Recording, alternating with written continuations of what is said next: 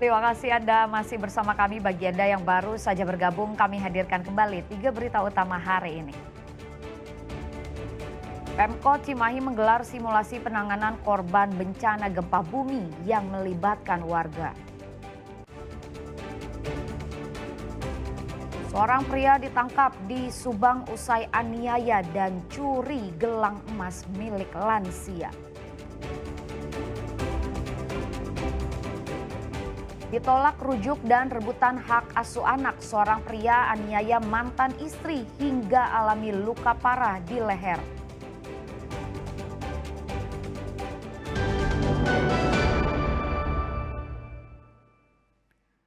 Gubernur Jawa Barat Deddy Mulyadi mendatangi desa yang dijadikan jaminan utang di Kabupaten Bogor. Tim kuasa hukum Jabar juga diturunkan untuk menuntaskan kepastian hak atas tanah bagi masyarakat.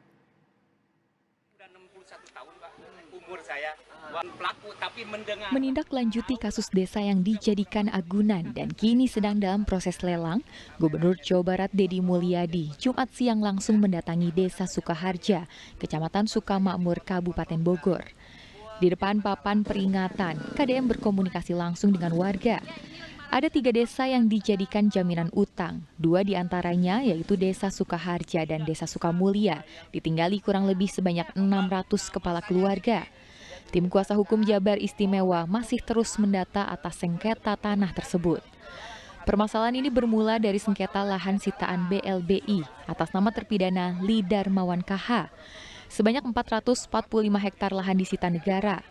Warga mengaku tidak pernah menjual tanah, namun saat program pendaftaran tanah sistematis lengkap dilaksanakan, klaim BLBI langsung muncul sehingga sertifikat tanah tak bisa diurus. Meminta bantuan kepada Pak Gubernur untuk menyelesaikan masalah tanah ini karena sudah tertunda dari pertama pembebasan katanya itu tahun 80, jadi berarti sudah 45 tahun sampai sekarang tidak beres-beres, dan plang-plang ini bukan hanya satu kali dipasang, sudah beberapa puluh kali, tapi tidak ada penyelesaian apapun karena menurut waktu itu pernah dikumpulkan warga-warga yang terdata di dalam penyitaan itu tidak sesuai. Nanti hari Rabu kita akan bertemu dengan BPN untuk memastikan di peta data BPN-nya tanah-tanah mereka seperti apa.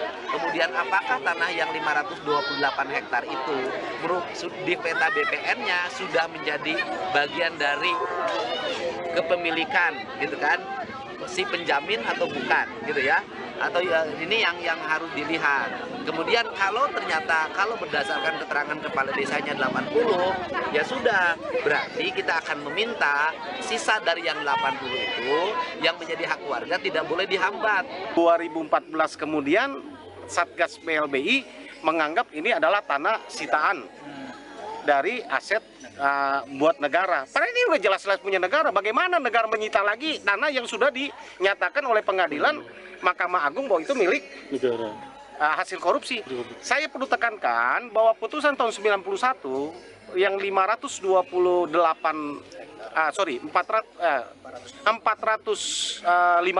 hektar itu ternyata di dalam putusan yang memuat 451 hektar yang dapat diverifikasi oleh kejaksaan hanya 80 hektar, yang lainnya itu nggak tahu di mana keberadaannya. Sementara itu, Gubernur Jawa Barat menginstruksikan tim kuasa hukum Jabar Istimewa untuk menuntaskan kepastian hak atas tanah bagi masyarakat. Asep Solhin melaporkan dari Kabupaten Bogor. 2 pencuri sepeda motor di Kota Bogor babak belur dihajar massa. Keduanya ditangkap setelah terjatuh dari sepeda motor saat mencoba kabur dari kejaran warga.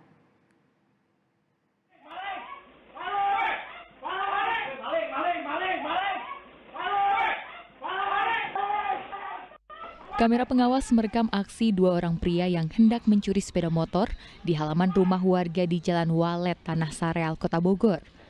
Namun pelaku yang sudah sempat merusak kunci stang sepeda motor gagal kabur dengan motor curiannya setelah aksinya dipergoki pemilik kendaraan.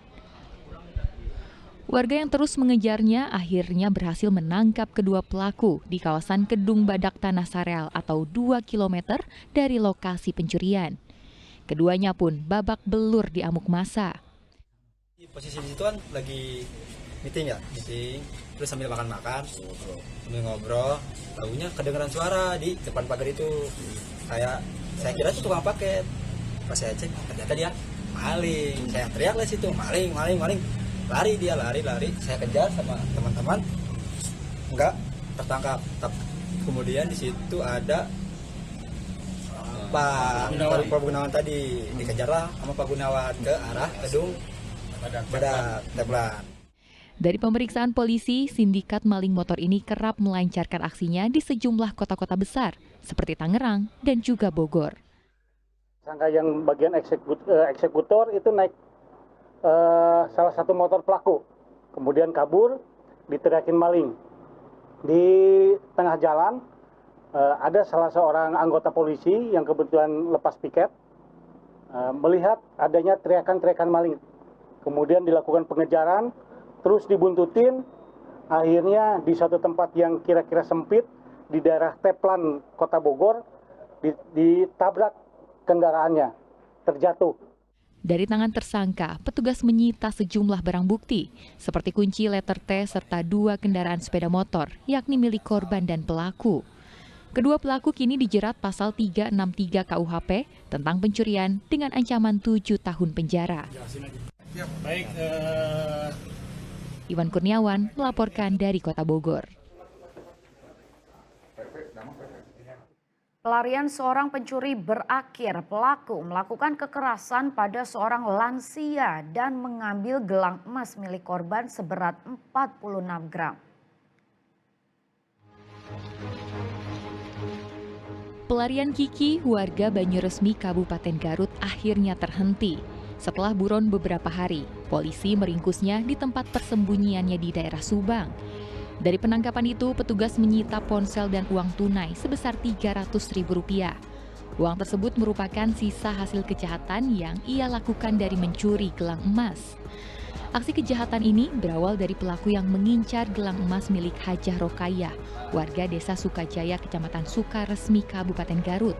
Modusnya adalah dengan mematikan saklar listrik. Mengetahui korban hanya tinggal seorang diri, pelaku langsung beraksi dan memukul korban berulang kali hingga tak berdaya. Emas milik korban pun lalu dibawa kabur pelaku. Dari pengakuan pelaku, uang hasil kejahatannya digunakan untuk bayar utang dan main judi mancing. Mereka itu untuk kebutuhan mereka, untuk maling dan nebus motor. Untuk mancing gitu ya, untuk mancing, kebutuhan mancing dan untuk menebus motor. Pada saat melakukan itu mematikan speedometer listrik, langsung masuk, langsung melakukan tindakan kriminal dengan kekerasan kepada korban, memukul dan merebut perhiasan tersebut dari korban. Ya sekitar 46 atau 47. Itu berhasil dibawa kabur? Dibawa kabur, semua bawa kabur. Sudah berhasil dijual, Bang? Berhasil. Kini pelaku telah ditahan di Polres Cisurupan untuk mempertanggungjawabkan perbuatannya. Eko Setiabudi melaporkan dari Garut. Perempuan di Subang dianiaya mantan suami hingga terluka di leher karena menolak rujuk. Polisi hingga kini masih mengejar pelaku penganiayaan yang kabur.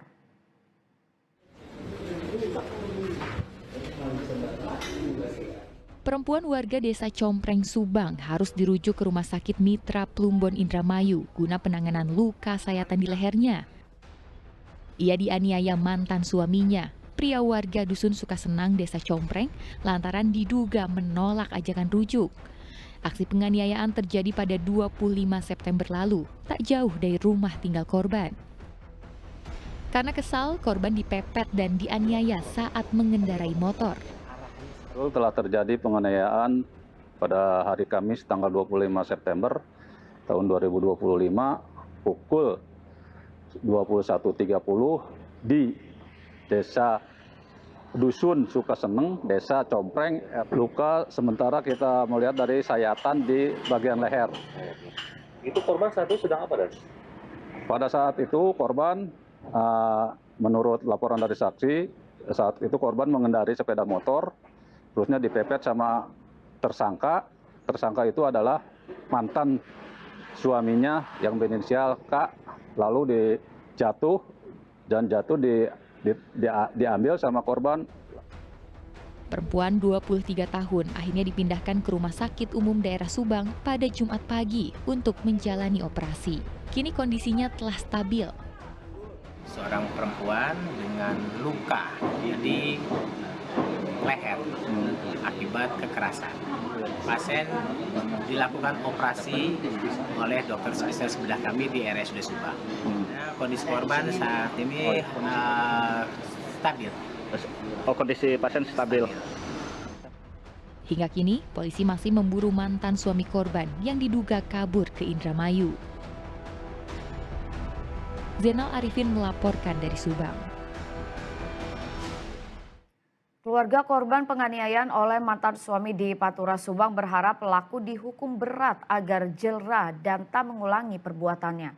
Diduga penganiayaan dipicu rebutan hak asuh anak. Safitri, 22 tahun hingga kini masih menjalani perawatan di RSUD Subang. Korban yang alami luka sayatan di leher akibat ulah mantan suaminya, kini kondisinya berangsur membaik.